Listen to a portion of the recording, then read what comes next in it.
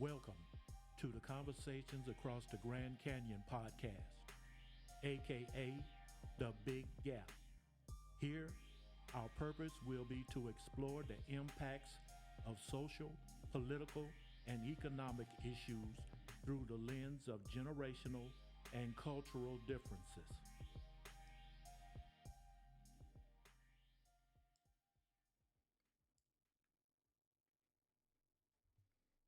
Good day, listeners. This is your host of the Big Gap podcast, Big Al Perry, otherwise known as the Sonic Boomer. Okay, Boomer. Okay. I record this episode of the Big Gap podcast in the midst of the aftermath of the political assassination of conservative activist Charlie Kirk.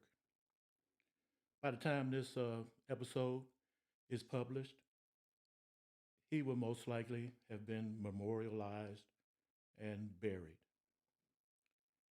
I will take this time to join the many who have offered their condolences to the Kirk family, friends, and supporters.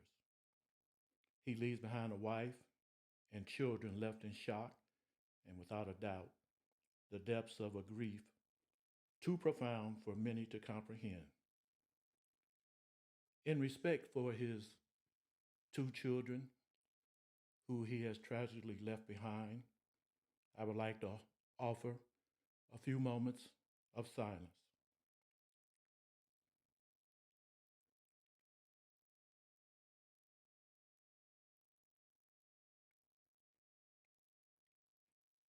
I have to admit that I wasn't very aware of Kirk's activism. I've never read any of his books, if he had any, or any of his published works.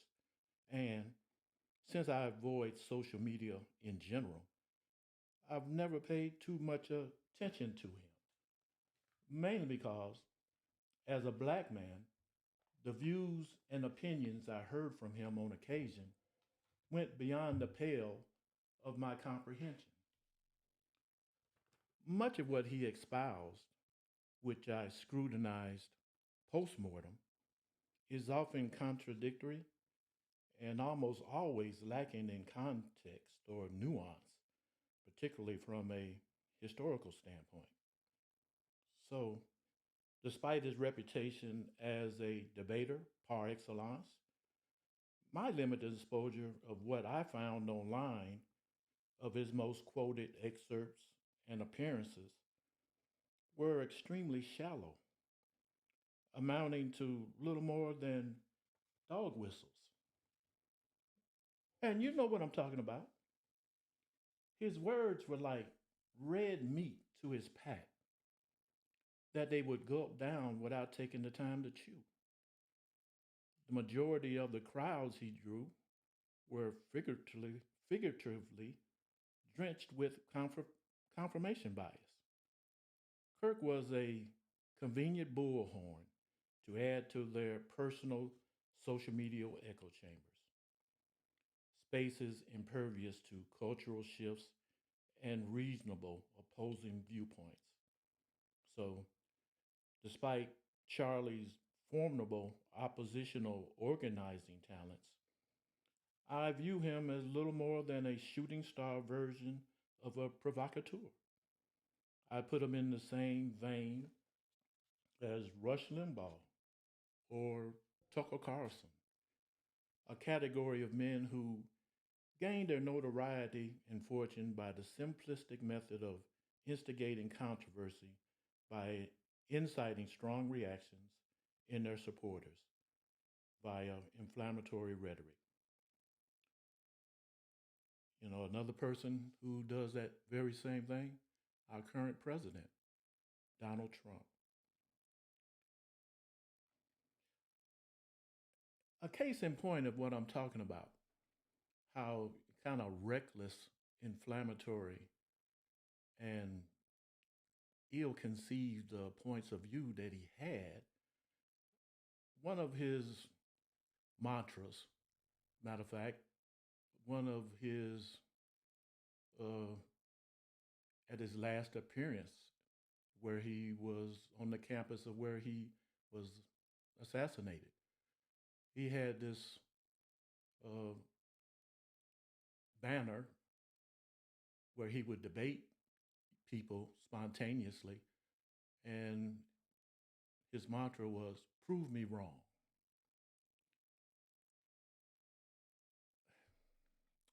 I like to say this: in my opinion, debate is not about proving somebody wrong, because on just about any issue that there is, you can have differences of opinion. On any issue, there are pros and there are cons. What debate is supposed to be about is about justifying and defending your point of view or your argument.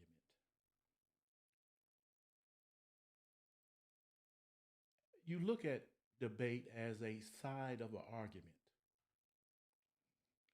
not a definitive of right or wrong issue. Make your case,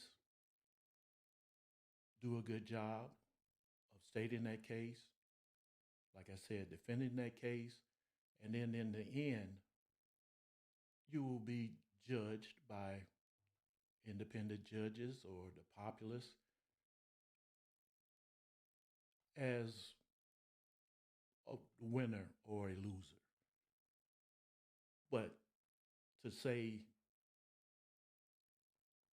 one side is wrong and another side is right, it's all dependent on the listener's point of view and his perspectives based on his upbringing, his life experiences, what he judges as being important to his life and his family.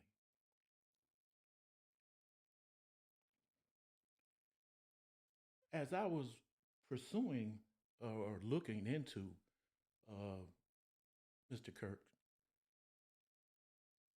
I came across one of his most famous statements concerning the Second Amendment, in which he said, he espoused that the Second Amendment, because of that constitutional right, we're going to have to, as a nation, we're going to have to accept a certain amount of gun violence death. That the constitutional right of the Second Amendment is so fundamental, so important to what our founding fathers believed in, that now, even in modern times, gun deaths and the liberty to bear arms, there's going to be mass shootings in schools, in churches, shopping centers, and we as Americans have to accept those as necessary in order to preserve that constitutional right.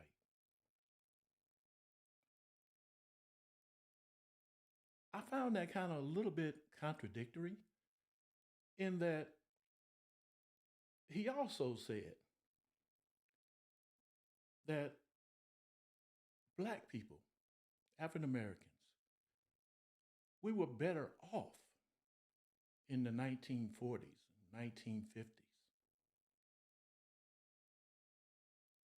under Jim Crow, because the crime rate wasn't as bad. Our lives were more stable. And as black Americans, we had a stable, let's say, uh, standard of living under the patrician like watch of white folks that we should have appreciated that or those conditions. And I would say to him, just like he said about the Second Amendment, is that freedom, getting out from under the yoke of Jim Crow, you have to accept that when black people gained our civil rights, when the laws became more conducive and less oppressive, that as we were able to celebrate our creativity, our imaginations, when we were able to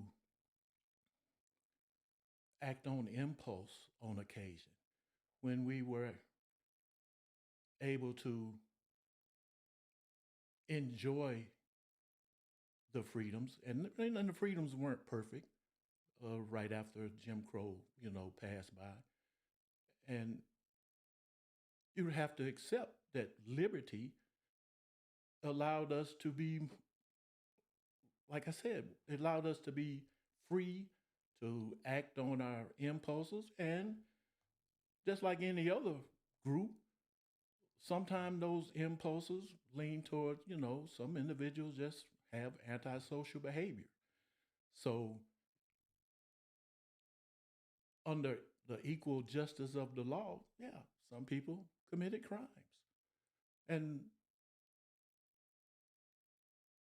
one thing about crime and crime rates is, and it's always been true through the eons of time, two main drivers of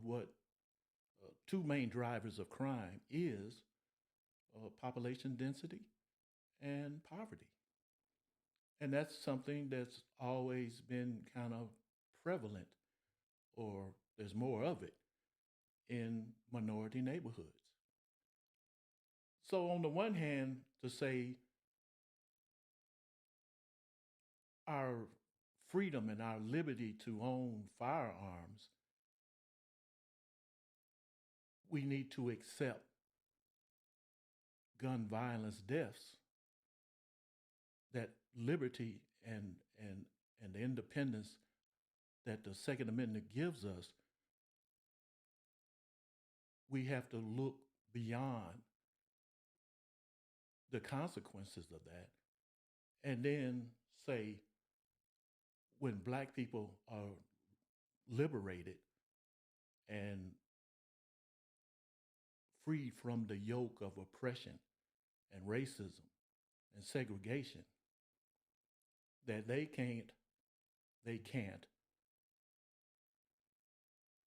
act a fool and be rambunctious just like white folks have. I mean, what's their excuse for committing crimes? They've always had their freedom. Always been there. They were never they were never enslaved. They never endured Jim Crow. They always had the privileged positions in society. So why did they commit crimes? So, that was just one of the things that I found a little bit, like I said, contradictory about his stance on these types of things.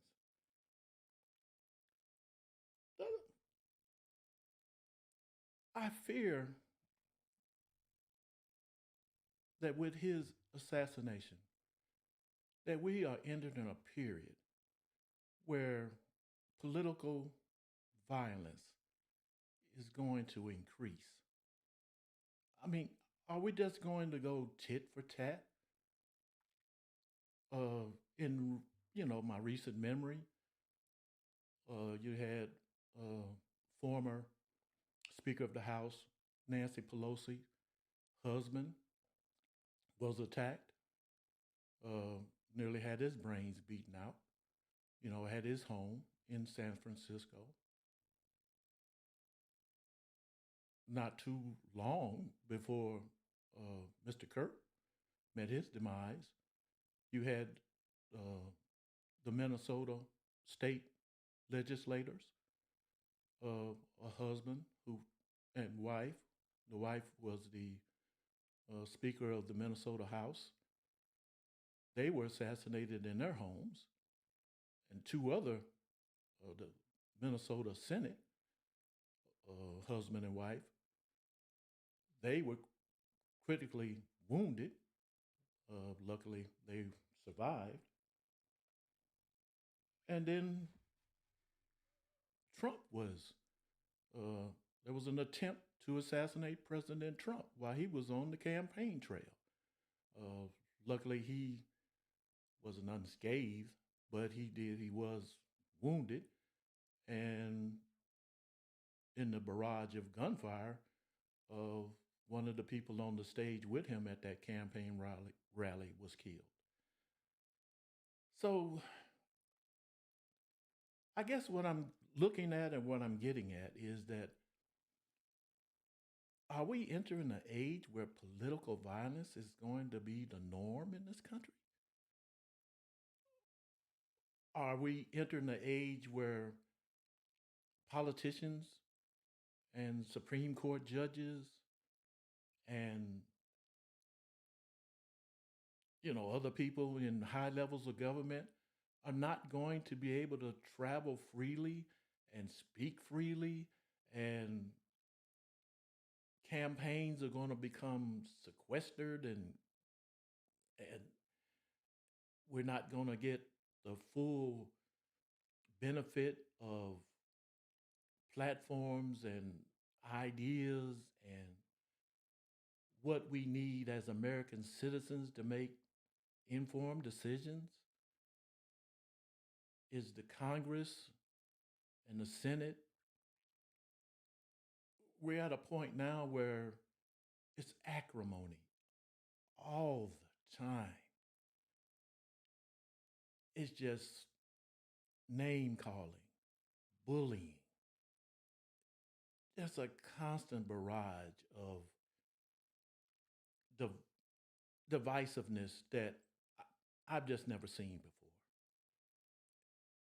And it doesn't seem to be any hope in sight, or at least not in the short term. I'm dismayed by what I've been witnessing. And the American people, we are complicit in what is actually going on. Like I said earlier, social media has caused everybody to become isolated in their own biases, their own cultural beliefs. Social media has created whatever you believe in, you're going to find like minded people, and that community is going to keep you from engaging in constructive discourse and compromise, because that's what it takes to govern: compromise. And if you're just going to, my way is the right way, and I don't have to listen to anybody else's point of view, when we're in power, we're going to ramrod whatever we think needs to be done and run roughshod over the opposition without engaging them in conversation and the hope of reaching compromise that will benefit the American people. We're just looking for more of the same, more of the same acrimony, more of the same radical radicalization of extremism. So, what do we do? the ballot box is the way we handle things like this and have handled things like this in the past. But when you've got people undermining our belief in the integrity of elections, when you've got a president who is seems to be dead set on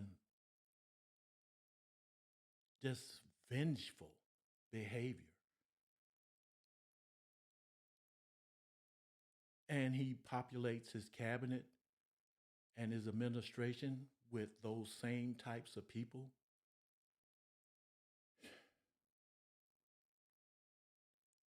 I'm just not hopeful, like I said, in the short term of what this country is about.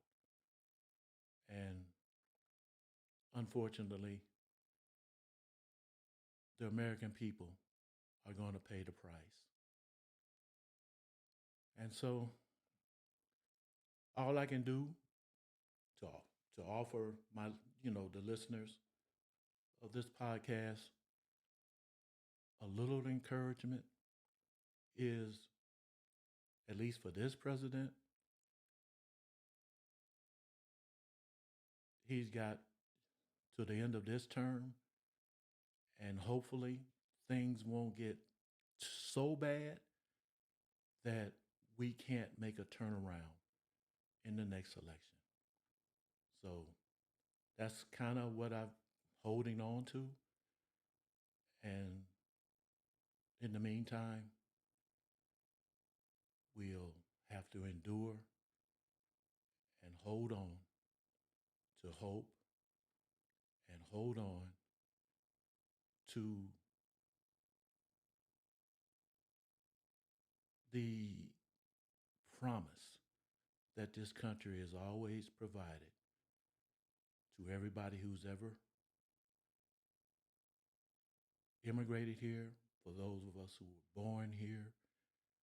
We've always, even as a black man,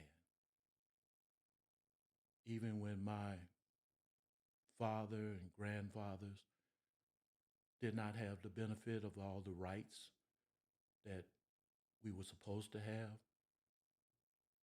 we held on to the promise of democracy that this country provided.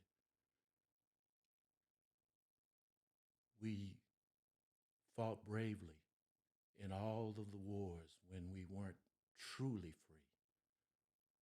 Spanish-American War, World War I, World War II, Korea, Vietnam. We gave our lives, shed our blood. Even when we came home from those wars, we were subjected to segregation and racism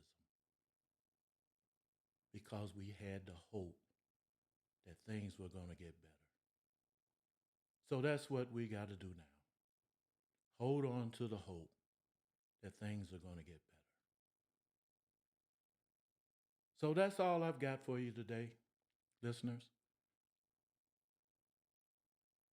I want you to be mindful of what's going on in the world. Try not to give in to this vitriol and division and looking at your neighbors side-eyed because they have this belief or that belief.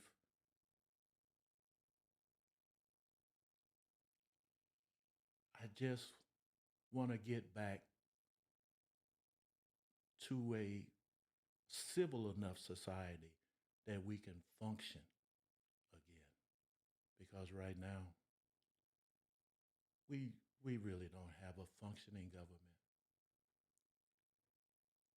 And without a functioning government, that is one of the first steps to totalitarianism. It really is. And we just can't afford to go down that road because there may not be any turning back. So that's my episode today of the Conversations Across the Grand Canyon podcast. I hope that my presentation today will at least make you think a little bit and ponder on the future of this country. We are in the midst of risking our entire history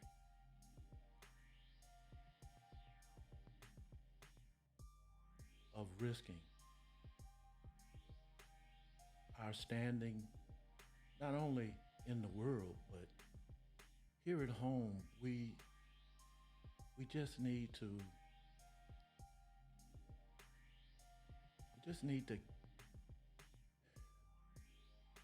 I almost can't find words because I'm just stunned at what I'm seeing, what I'm hearing.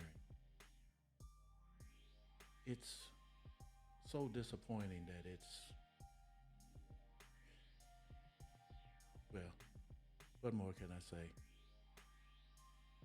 Each of us as individuals, like I said, every issue, there are pros and cons. It's not helpful to take such a hard stand on one side or the other. There's always room for compromise. Always.